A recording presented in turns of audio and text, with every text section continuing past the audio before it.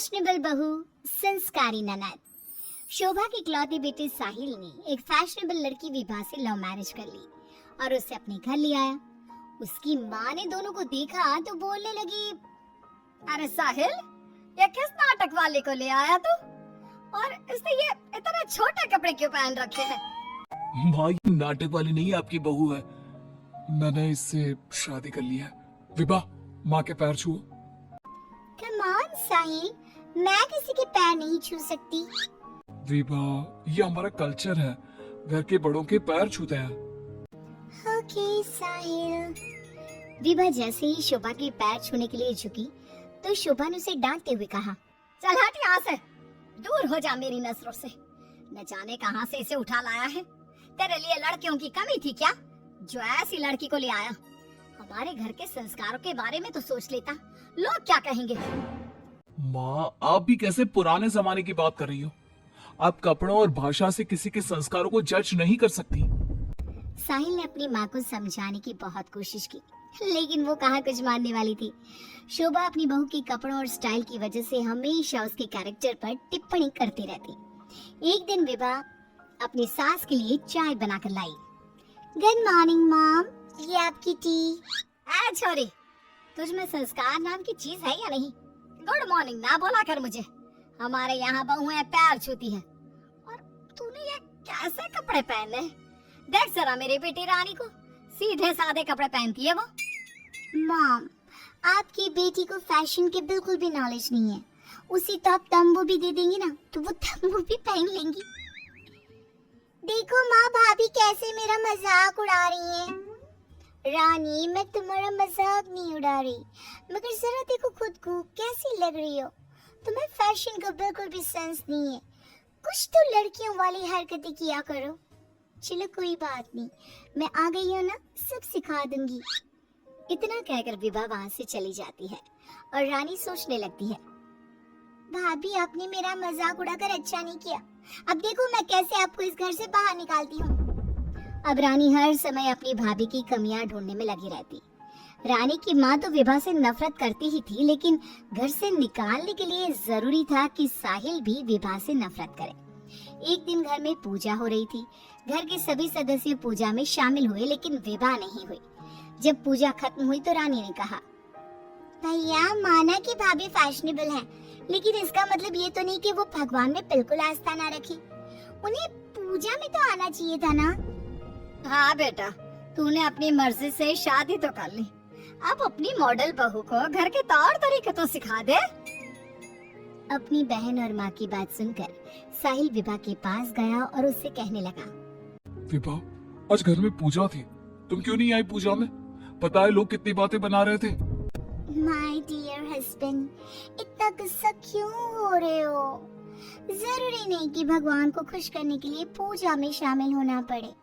जब भगवान को दिल से याद कर लो ना तो बस उसी समय होगी उनकी पूजा। विभा, तुम शब्दों के जाल में मुझे मत फंसा।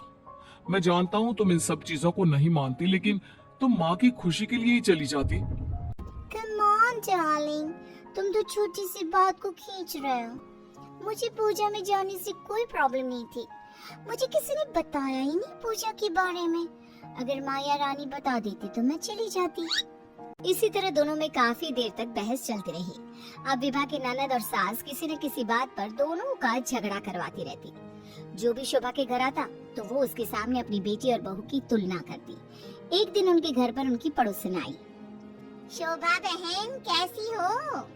कहाँ है आपकी फिरंगी बहू? अरे घूम रही होगी आधे कपड़े पहनकर कहीं। जब से आई है जीना हराम कर दिया है। शोभा बहन, वैसे जो भी हो, आपके बेटे साहिल ने ऐसी लड़के से शादी करके सही नहीं किया। आपके घर में सब कितने संस्कारी हैं। आपने अपनी खुद की बेटी की कितनी अच्छी परवरिश की है, और आपकी बहू, उसके तो पूरे मोहल्ले में चर्चे हैं। हाँ बहन, बात तो सही कह रही हो। एक मेरी बहू है जिसे ना बात करने का तरीका आता है, ना कपड़े पहनने की तमीज है, और एक मेरी बेटी है, संस्कारी, सुंदर, सुशील, सर्वगुण संपन्न है मेरी बेटी। आप तो जल्द से जल्द बस अपनी बेटी की शादी करने के बारे में सोचो। कहीं ऐसा ना हो कि आपकी बहू के चक्कर में आपकी बेटी से कोई शादी ही ना करे। पड़ोसन की बात शोभा के दिमाग में बैठ जाती है और वो रानी के लिए रिश्ता ढूंढना शुरू कर देती है। एक दिन शोभा की तबीयत अचानक खराब हो जाती है। माँ, क्या हो गया है आपको? आप दिन भर अपने कमरे में लेटी क्यों रहती हो? अरे पता नहीं बेटी क्या हो गया है, कई दिन हो गए बुखार आ रहा है। माँ, आपको डॉक्टर के पास जाना चाहिए, ऐसे तो आपकी हेल्थ खराब होती जाएगी। ओ अंग्रेजन, अपनी अंग्रेजी अपने पास रख। माँ किसी डॉक्टर के पास नहीं जाएगी। मैं अभी माँ को काढ़ा बना कर देती हूँ, माँ बिल्कुल ठीक हो जाएंगी। लेकिन रानी, डॉक्टर ब्लड टेस्ट करके बता देगा कि मॉम का फीवर क्यों नहीं उतर रहा। इसी तरह कई दिन हो गए। शोभा का बुखार उतरने का नाम नहीं ले रहा था और रानी उन्हें डॉक्टर के पास जाने नहीं दे रही थी। एक दिन विभा रानी को बिना बताए शोभा को डॉक्टर के पास ले गई।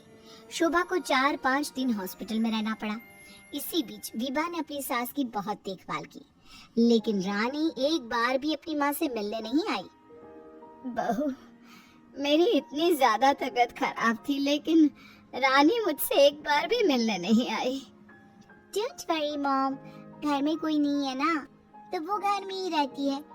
अब डॉक्टर ने बोला है कि आप घर आ सकती हैं, तो अब ज्यादा सोचिए मत। अब शोभा को पहली बार अपनी बेटी और बहू के संस्कारों के बीच का अंतर पता चला।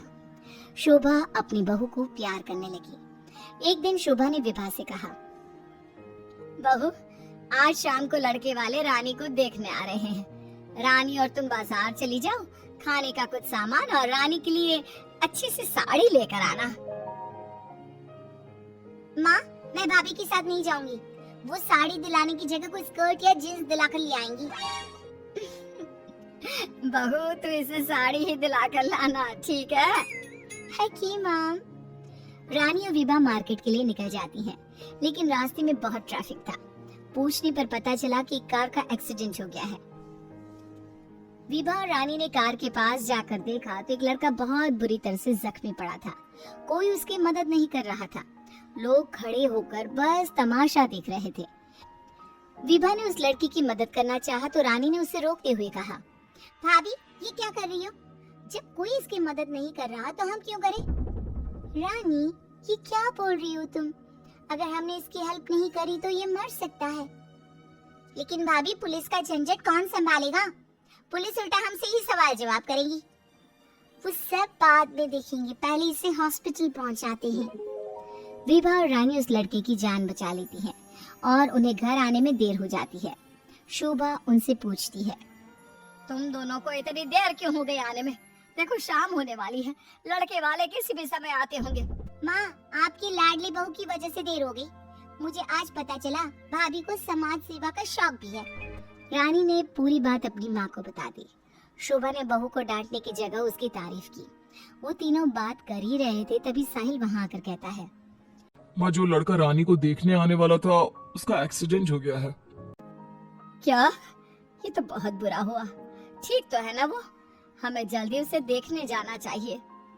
माँ, वो ठीक है। उसके घर वाले बता रहे थे कि 2 लड़कियों ने उसे हॉस्पिटल पहुंचाया है। अगर वो उसे वक्त पर हॉस्पिटल ना लेकर जाते तो उसका बचना मुश्किल था। 2 लड़कियों ने? डार्लिंग, हमने भी आज एक लड़की को हॉस्पिटल पहुंचाया था।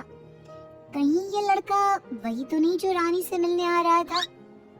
सभी हॉस्पिटल पहुंचे तो ये लड़का वही निकला जिसकी जान विभा और रानी ने बचाई थी।